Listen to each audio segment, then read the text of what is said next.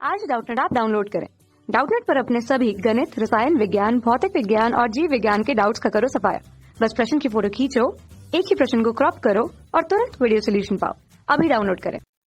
नमस्कार दोस्तों, दिया गया प्रश्न है, निम्न में से कौन सा कथन सही नहीं है। पहला, एक अच्छा अवशोषक एक अच्छा उत्सर्जन होता है। दूसरा, प्रत्येक वस्तु प्रत्येक ताप पर विकिरण का उत्सर्जन तथा अवशोषण करती है। तीसरा, वस्तु के शीतलन की दर तापाधिक्य के समानुपाती होती है। और चौथा, आदर्श कृष्णिका के उत्सर्जन की क्षमता सभी तरंगदैर्ध्य वाले विकिरणों के लिए एक समान होती है। तो यह सभी जो विकल्प दिए गए हैं वो किसके लिए दोस्तों? ऊष्मा का विकिरण के रूप में स्थानांतरण के लिए दिए गए हैं। तो जो कि एक विकिरण के रूप में जब ऊर्जा का ऊष्मा का क्या कर रहे हैं दोस्तों, हम लोग स्थानांतरण करते हैं, उस स्थिति में होता है। तो आइए शुरुआत करते हैं विकल्प क्रमांक 1 से कि एक अच्छा अवशोषक जो होता है वह एक अच्छा उत्सर्जन भी करता है। तो अगर आप ध्यान से समझिए तो विकिरण की अवस्था की सबसे पहली कंडीशन थी कि दोस्तों जो विकिरण के कारण हम एक स्थान से या एक वस्तु से दूसरी वस्तु पे क्या कर रहे थे, ऊष्मा का स्थानांतरण कर रहे थे, तो उसके लिए वहां पे उस पृष्ठ की उत्सर्जन क्षमता के मान के ऊपर ये वैल्यू डिपेंड कर रही थी। मतलब उत्सर्जन क्षमता के ऊपर यह निर्भर करता है कि जो एक अच्छी वस्तु है वह अच्छा अवशोषक है या अच्छा उत्सर्जन होती है। ठीक है, अर्थात जो उत्सर्जन क्षमता होती है वह क्या बताती है कि प्रति सेकंड में उत्सर्जित कुल विकिरण ऊर्जा जो रहेगी वही उस पृष्ठ की क्या होती है, उत्सर्जन क्षमता होती है। जबकि पृष्ठ का जो क्षेत्रफल है वो कैसा रहे, एकांक क्षेत्रफल रहे।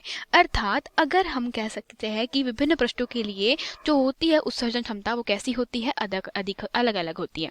तो उत्सर्जन क्षमता अगर कैसी रही दोस्तों, अधिक रही, तो उत्सर्जन क्षमता अगर बहुत अधिक होती है उस स्थिति में यह कहा जाता है कि जो अच्छा अवशोषक होता है वह अच्छा उत्सर्जक भी होता है।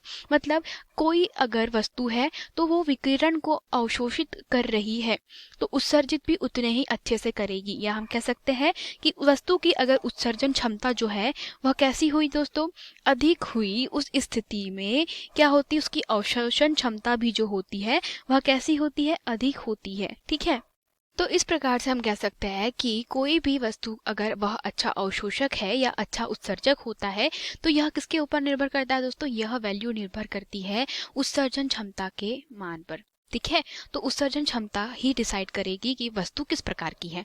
दूसरा कहा गया है प्रत्येक वस्तु प्रत्येक ताप पर विकिरण का उत्सर्जन तथा अवशोषण करती है। तो दोस्तों यह क्या है, असत्य होता है। क्योंकि दोस्तों जिस विकिरण की अगर हम बात कर रहे हैं, कोई वस्तु क्या कर रही है, मतलब उत्सर्जित कर रही है अथवा अवशोषित कर रही है। तो वीन ने हमें एक नियम दिया था, तो वीन के नियम के अनुसार क्या कहा था उनने कि जो भी हमारी कोई वस्तु है, ठीक है, तो उससे उत्सर्जित अधिकतम ऊर्जा जो है उसकी तरंगदैर्ध्य पिंड के परमताप के कैसी होती है, व्युत्क्रमानुपाती होती है। मतलब विकिरण अगर उत्सर्जित करी है अथवा अवशोषित करी है, ठीक है, तो ये कोई वस्तु मान ली जाए, ठीक है, तो इस वस्तु से मान लेते हैं कि दोस्तों क्या लैम्बडा तरंगदैर्ध्य की विकिरण कैसी करी जा रही है, अवशोषित करी जा रही है। तो इसके द्वारा दोस्तों यहाँ पर इसका जो ताप है उसके कैसी रहेगी, वह व्युत्क्रमानुपाती रहेगी। इसका मतलब यह है कि ताप बढ़ाने पर जिस विकिरण को क्या कर रहे हैं, अवशोषित कर रहे हैं अथवा उत्सर्जित कर रहे हैं, तो उसकी तरंगदैर्ध्य का मान कैसा हो जाता है, कम हो जाता है। इसका मतलब क्या हो जाएगा, विकिरण की प्रकृति भी अलग अलग हो सकती है। ठीक है, तो प्रश्न के अनुसार प्रत्येक वस्तु प्रत्येक ताप पर विकिरण का उत्सर्जन तथा अवशोषण कर पाएगी क्या? नहीं दोस्तों, हम ऐसा कर सकते हैं कि आवश्यक नहीं है कि प्रत्येक वस्तु है वो हर ताप पे विकिरण का क्या कर पाए, उत्सर्जन अथवा अवशोषण कर पाए। क्योंकि यहाँ पे दोस्तों जो टी होता है वो कैसा होता है, परम ताप होता है, और इसी ताप के बाद या इसी ताप पर क्या होता है, विकिरण का उत्सर्जन अथवा अवशोषण किया जा सकता है। ठीक है, अब बात करते हैं हम लोग अगले विकल्प की, जहाँ पे कहा है वस्तु के शीतलन की दर जो है वह तापाधिक्य के समानुपाती होती है। दोस्तों यह कथन भी कैसा है, असत्य है। मतलब अभी देखा तो हमारा पहला कथन भी दोस्तों डिपेंड कर रहा है, निर्भर कर रहा है, और यहाँ पर भी दोस्तों विकिरण की तरंगदैर्ध्य और ताप दोनों पर हमारी वस्तु के द्वारा उत्सर्जन और अवशोषण निर्भर करता है। तीसरा है वस्तु के शीतलन की दर तापाधिक्य के समानुपाती होती है।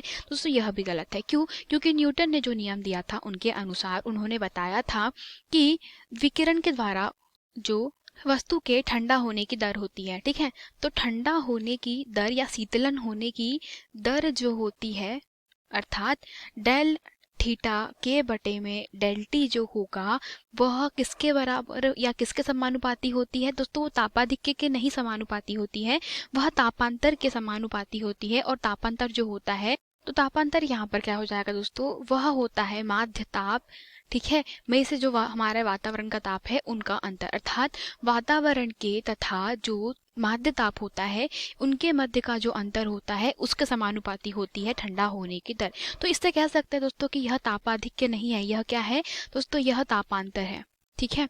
तो इसके कारण हम कह सकते हैं कि शीतलन होने की जो दर होती है वह कैसी होती है? तापाधिक्य के समानुपाती नहीं होती है।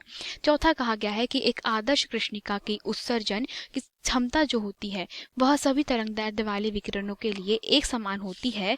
तो इसके लिए कह सकते हैं कि जब किसी वस्तु को क्या किया जाता है दोस्तों? एक उच्च ताप पर गर्म करते हैं, ठीक है, मतलब एक वस्तु को पर्टिकुलर ताप तक के हम क्या कर रहे हैं? गर्म कर रहे हैं। तो इस स्थिति में क्या होगा कि जो सारा का सारा ऊष्मीय विकिरण होता है, ठीक है, वह क्या करने लगता है? उत्सर्जित करने लगता है। अर्थात एक कृष्ण वस्तु की बात कर लेते हैं हम लोग, ठीक है। तो कृष्ण वस्तु को अगर हम एक पर्टिकुलर ताप तक के या उच्च ताप तक के गर्म करते हैं तो उस स्थिति में क्या करने लगता है दोस्तों? यह एक कह सकते हैं संपूर्ण विकिरणों को उत्सर्जित करने लगता है। तो संपूर्ण विकिरण उत्सर्जित करने का तात्पर्य यह होता है कि ऊष्मीय विकिरण पूर्णतः होता है, मतलब इसको एक पूर्ण विकिरण उत्सर्जक भी कहा जा सकता है, ठीक है। पूर्ण विकिरण उत्सर्जक वो किसके लिए? यह होता है दोस्तों एक कृष्ण वस्तु के लिए। तो प्रश्न के अनुसार जो एक आदर्श कृष्णिका होती है, तो आदर्श कृष्णिका अर्थात जो क्या करता है दोस्तों? ऊष्मा का 100% भाग जो है वह अवशोषित कर लेता है, ठीक है। जबकि हम जानते हैं वास्तव में ऐसा कोई भी कृष्णिका पिंड नहीं होता जो सभी के सभी विकिरणों को अवशोषित कर ले। जहाँ तक कि काजल जो होता है दोस्तों वो सबसे अधिक या आइडियल आदर्श स्थिति मानी जाती है कृष्णिका की, जो सिर्फ 98% भाग ही क्या करता है? विकिरण का अवशोषित कर पाता है। तो इसमें क्या कहा जाएगा कि आदर्श स्थिति में जितना यह उत्सर्जित मतलब अवशोषित करता है, तो अगर हम उसे फिर क्या करते हैं? किसी ताप पे गर्म करते हैं तो उस कृष्णिका के द्वारा क्या होता है? पूर्ण विकिरण उत्सर्जन भी होता है।